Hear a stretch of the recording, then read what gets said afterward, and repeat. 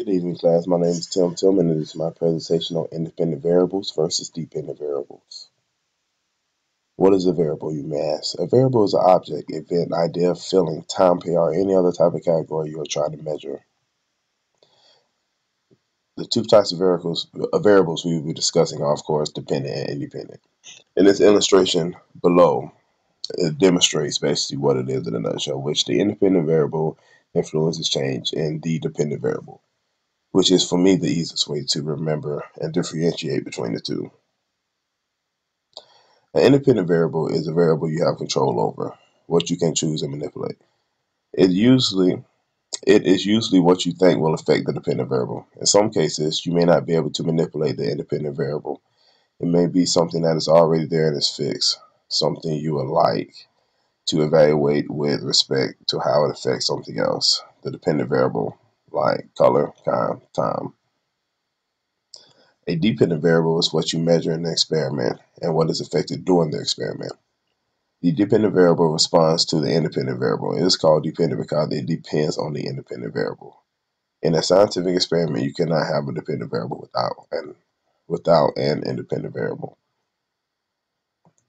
Some examples of these: there will be a statistically significant difference in graduation rates of at-risk high school seniors who participate in an intensive study program, as opposed to at-risk high school seniors who do not participate in the intensive study program.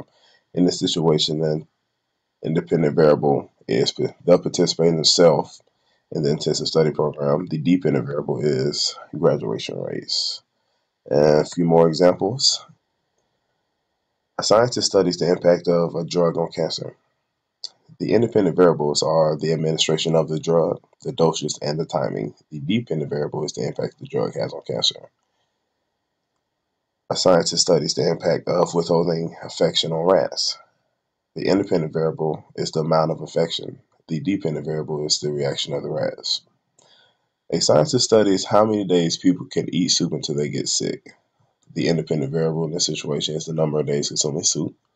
The dependent variable is the onset of illness. Now, me myself, I'm more of a visual person, so I decided to put a picture to really illustrate it more versus just all the words. So, this here will break it all down for you. All right, in the picture to the left is the independent variable, which it states the one thing you can change, limit only one in an experiment. All right, the example they use is the water or the liquid you use to water the plant. Here, as you can see, they have a soda can. All right, that's the independent variable. You can change that variable. As you see here, they're using juice on this one. All right, the dependent variable is the change that happens because of the independent variable. So you use the soda in the first one, and then in the second one, you use the juice. And now, based off which one is the better of the two, you measure the plant's height. There's something we haven't discussed is the control variable here to the right, which is everything you want to remain constant and unchanging. So in the example here, you can't do an experiment and have a different size pot and give different amounts of liquids and use different soils and expect to have, truly valuable research. All right. So just to state the control variables held constant. Since the investigator wants to study the effects of one particular independent variable, the possibility that other factors are affecting the outcome must be completely eliminated. And my references.